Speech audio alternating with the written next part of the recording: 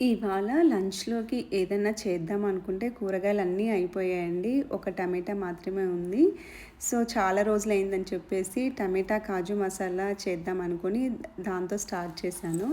So, ఇలాగా first అయితే మనము పాన్ పెట్టుకొని నెయ్యి వేసుకోవాలండి. ఒక 3-4 టేబుల్ స్పూన్స్ వరకు. నెయ్యితో అయితే చాలా బావుంటుంది టేస్ట్ అనేది. సో, తర్వాత దాంట్లో కొంచెం జీలకర్ర, ఆనియన్స్ కూడా వేసుకొని ఆనియన్స్ బాగా గోల్డెన్ కలర్ వచ్చేంత వరకు వేపుకోవాలండి. అలాగా వేపుకున్న తర్వాత దాంట్లోకి కొంచెం అల్లం వెల్లుల్లి పేస్ట్ కూడా వేసి ఆ పచ్చివాసన పోయేంత వరకు వేపుకోవాలి. తర్వాత మనకు కావాల్సిన గుప్పెడు జీడిపప్పు కూడా వేసేసుకొని అవి కూడా మంచిగా ఫ్రై చేసేసుకోవాలండి.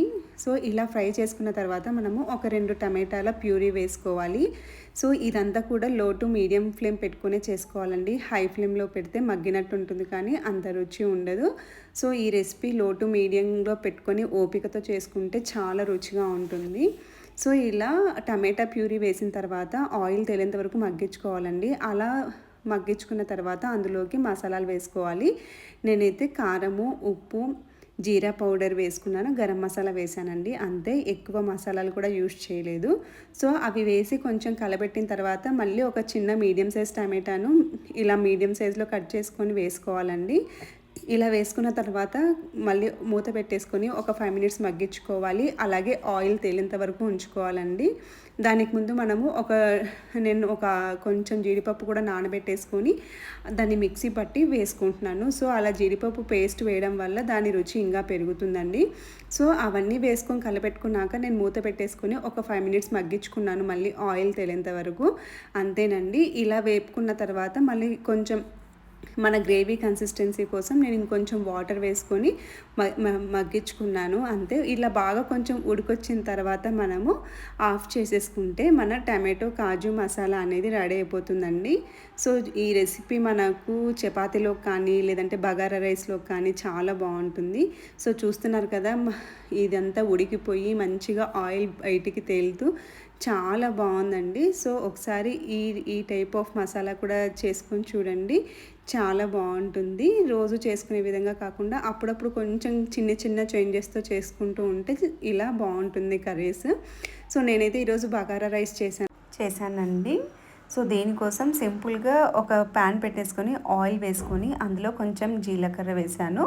అలాగే బిర్యానీ ఆకు, చెక్క, మొగ్గ, లవంగాలు, ఒక యాలక వేసుకొని మగ్గించుకున్నానండి. అలాగే లాస్ట్లో కొంచెము పచ్చిమిర్చి, ఇలా ఎండుమిర్చి కూడా వేసుకొని వేపుకున్నాను ఒక 30 సెకండ్స్ అండి. సో, ఇలా వేపుకున్న తర్వాత ఇందులోకి ఒక మీడియం సైజ్ ఆనియన్ని సన్నగా తరుక్కొని వేసుకున్నాను. సో, ఈ ఆనియన్స్ కూడా బాగా మగ్గిపోయి కొంచెం గోల్డెన్ కలర్లో రావాలండి. అలాగే దంచుకున్న అల్లం వెల్లుల్లి పేస్ట్ కూడా వేసేసుకొని బాగా కలుపుకున్నానండి. సో, రెండు కూడా పచ్చివాసన వెళ్ళిపోయి మంచిగా వేగేంత వరకు మనము కలిపెట్టుకోవాలి. సో, యాక్చువల్గా అయితే నేను ఈరోజు బగారా రైసే అనుకోలేదండి. నేను అన్నం కడిగి పెట్టేశాను. తర్వాత కూరగాయలు లేవని చెప్పేసి అలా కాజు టమాటా మసాలా చేశానన్నమాట. సో, అందులోకి ఇలా బగారా రైస్ అయితే బాగుంటుందని చెప్పేసి మళ్ళీ అప్పటికప్పుడు ఇలా పోపు పెట్టేసి అన్నం కలిపాను. మామూలుగా కుక్కర్లో డైరెక్ట్గా చేసుకున్నా కూడా ఇది చాలా బాగుంటుందండి. సో, అలాగే ఇప్పుడు నేను చూపించినట్లు ఆనియన్స్ మగ్గిపోయిన తర్వాత ఈ ఉడికించుకున్న అన్నం వేసుకున్నాను. అలాగే సాల్ట్ వేయలేదు కాబట్టి పైన కొంచెం అన్నంకి తగినంత సాల్ట్ కూడా వేసేసుకొని కలుపుకున్నానండి. సో, ఈరోజు అయితే నేను నార్మల్ రైసే వేశాను. బాస్మతి అయితే బాగుంటుంది, నార్మల్ రైస్ కూడా బాగానే ఉంటుందండి. బట్ చైనాలో వచ్చే రైస్ కొంచెం మనలాగా పొడి పొడిగా ఉండదు, కొంచెం అతుక్కున్నట్టుగా బంకలాగా ఉంటుందన్నమాట. సో, అందుకే ఈ టెక్స్చర్లో ఉంది. కాకపోతే రుచి మాత్రం బాగుంటుంది. సో, ఇప్పుడు మనం చేసుకున్న టమాటో కాజు మసాలాతో ఈ బగారా రైస్ కలుపుకొని తింటే చాలా బాగుంటుంది. ఒకసారి ట్రై చేసి చూడండి.